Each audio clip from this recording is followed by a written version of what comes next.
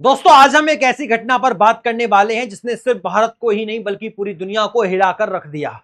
जी हां दोस्तों, मैं बात कर रहा हूं जब अमेरिका ने भारत को धमकाया और इस बार उसने कुछ ऐसा कहा जिसे सुनकर आप भी अपनी कुर्सी से उछल पड़ेंगे। यह कहानी है उस धमकी की जिसने हर भारतीय के खून में उबाल ला दिया और उस करारे जवाब की जिसने अमेरिका को उसकी असली जगह दिखा दी। तो चलिए सबसे पहले यह समझते हैं कि अमेरिका ने आखिर ऐसा क्या क्या धमकियां दी जिन्होंने भारत को एक नए मोर्चे पर खड़ा कर दिया। अमेरिका ने सीधे सीधे कहा कि अगर भारतीय कंपनियां और उनके प्रोडक्ट्स उनके बाजार में आना चाहते हैं तो उन पर 500% तक का भारी भरकम टैरिफ लगा दिया जाएगा। इसका मतलब यह था कि भारत का कोई भी उत्पाद अमेरिका में इतना महंगा हो जाएगा कि उसे कोई खरीदेगा ही नहीं। यह धमकी इतनी बड़ी थी कि अगर हम चुप रहते तो हमारी अर्थव्यवस्था को बहुत बड़ा झटका लग सकता था। अमेरिका यही नहीं रुका दोस्तों, उसने यह भी कहा कि अगर भारत उसकी बात नहीं मानता तो वह हमारे खिलाफ कड़े आर्थिक प्रतिबंध लगाएगा। इससे हमारी कंपनियों को अमेरिकी टेक्नोलॉजी निवेश और उनके बाजार से पूरी तरह बाहर कर दिया जाता।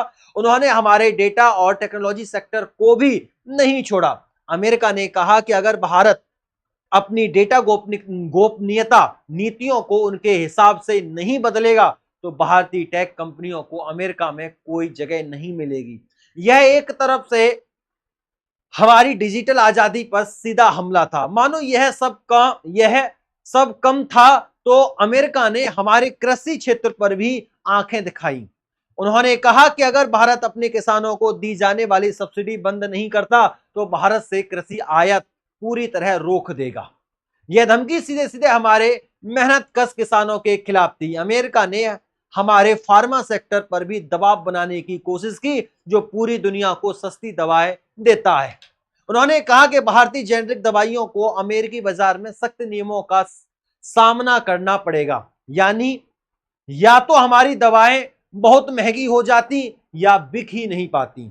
यह धमकियां सिर्फ व्यापार तक ही सीमित नहीं थी, यह हमारे आत्मसम्मान, हमारी संप्रभुता और हमारी आर्थिक आजादी पर सीधा हमला था।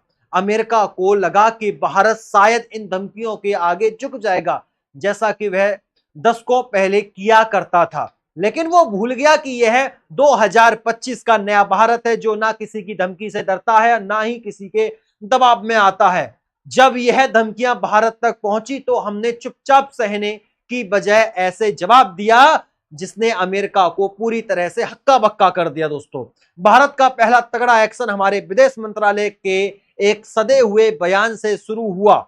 इसमें साफ साफ कहा गया कि भारत अपने राष्ट्र हितों की रक्षा करना बखूबी जानता है और किसी भी बाहरी दबाव के सामने कभी नहीं झुकेगा। यह बयान इतना संयमित फिर भी इतना दमदार था कि अमेरिका को सोचने पर मजबूर होना पड़ा। इसके बाद प्रधानमंत्री की अगुवाई में एक हाई लेवल मीटिंग हुई जिसमें सभी ने एक बात पर सहमति जताई कि अब अमेरिका को उसी की भाषा में जवाब देने का समय आ गया है। भारत ने तुरंत एक मास्टर प्लान तैयार किया जिसे आत्मनिर्भर भारत का नाम दिया गया। इस प्लान में उन क्षेत्रों की पहचान की गई जहां अमेरिका भारत से सबसे ज्यादा मुनाफा कमाता था। फार्मा इंडस्ट्री, कृषि उत्पाद और टेक्नोलॉजी। हमने तय किया कि इन क्षेत्रों में या तो हम दूसरे पार्टनर ढूंढेंगे या फिर अपना घरेलू उत्पादन इतना मजबूत करेंगे कि हमें अमेरिका की जरूरत ही ना पड़े। साथियों, इस रणनीति का पहला बड़ा कदम था अमेरिका से आयात होने वाले एक खास कृषि उत्पाद पर भारी शुल्क लगाना। यह शुल्क इतना तगड़ा था कि अमेरिका के उस राज्य के किसान यहां से यह उत्पाद आता था सड़कों पर उतर आए और उनके गवर्नर ने भारत से गुहार लगाई कि यह फैसला वापस लिया जाए। इसके बाद भारत ने एक और बड़ा दांव खेला। एक अंतरराष्ट्रीय मंच पर जब भारत ने प्रधानमंत्री और अमेरिकी राष्ट्रपति मिले तो हमारे प्रधानमंत्री ने अमेरिकी राष्ट्रपति की आंखों में आंखें डालकर साफ कहा, अगर तुम हम पर 500% टैरिफ लगाओगे तो हम टैक्स नहीं लगाएंगे बल्कि तुम्हारी कंपनियों को भारत से बाहर का रास्ता दिखा देंगे। यह बयान सिर्फ अमेरिका को ही नहीं बल्कि पूरी दुनिया को हैरान कर गया। इसके बाद जो हुआ वो कूटनीति के इतिहास में दर्ज हो गया। भारत ने धीरे धीरे अमेरिका के साथ व्यापारिक लेन देन कम करना शुरू कर दिया, लेकिन इस बार हम अकेले नहीं थे। फ्रांस, जर्मनी, जापान और ब्राजील जैसे बड़े देश भारत के समर्थन में खड़े हो गए, क्योंकि वे भी अमेरिका की एक तरफा नीतियों से तंग आ चुके थे। साथियों, इस दबाव ने अमेरिका को बैकफुट पर ला दिया। अमेरिका ने तुरंत अपने डिप्लोमेट्स को भारत भेजा, यह कहने की कोशिश की कि यह सब एक तकनीकी गलती थी, लेकिन भारत ने साफ कर दिया कि अब बात सिर्फ व्यापार की नहीं बल्कि हमारे आत्मसम्मान की है। हमने यह भी साफ कर दिया कि हम अब किसी भी एक तरफा व्यापारिक समझौते को स्वीकार नहीं करेंगे। जब एक प्रेस कॉन्फ्रेंस में अमेरिकी राष्ट्रपति से इस बारे में पूछा गया तो उन्होंने हताशा में कहा, भारत ने तो हमें ही उल्टा धमका दिया।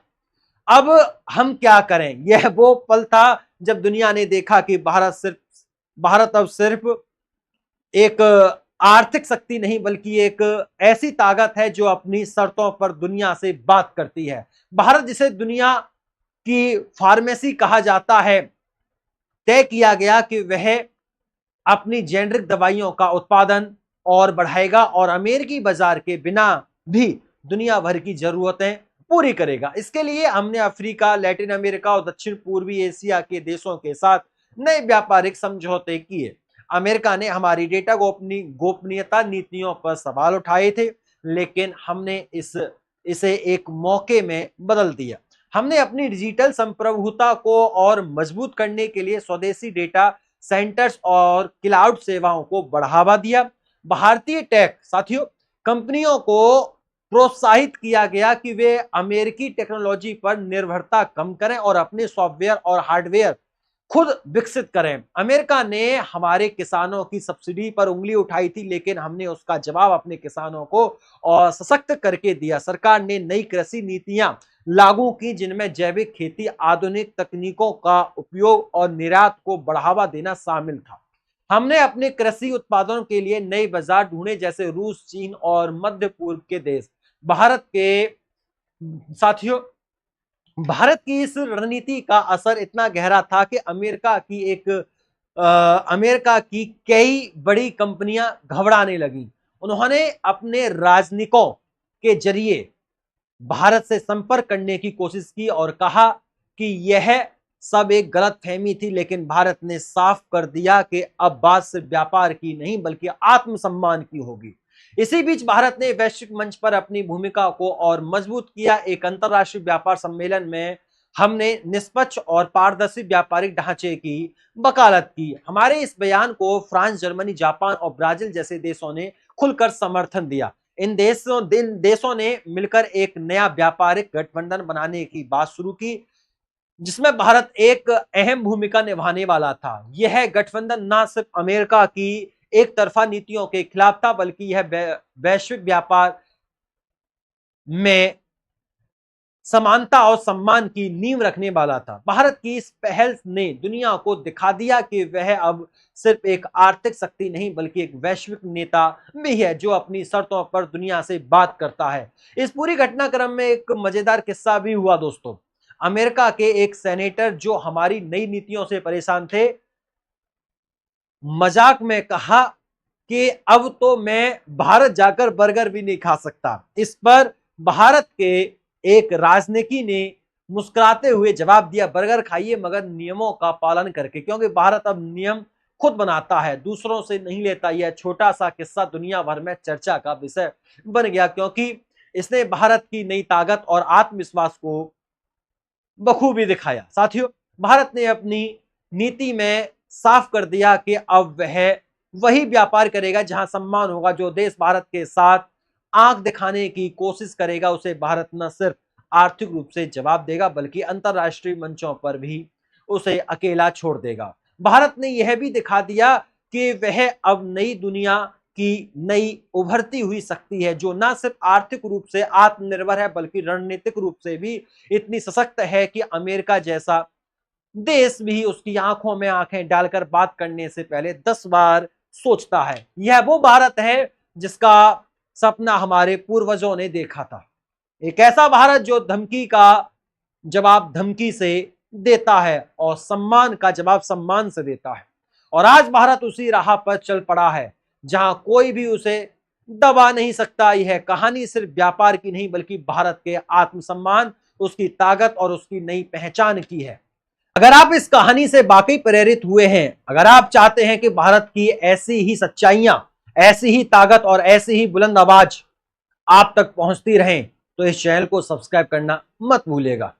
आपका एक सब्सक्राइब सिर्फ इस चैनल को मजबूत नहीं करेगा, बल्कि यह भी सुनिश्चित करेगा कि भारत की असली कहानियां, जिन्हें बाकी मीडिया चैनल छिपाते हैं, आपके सामने बिना किसी डर के आती रहेंगी।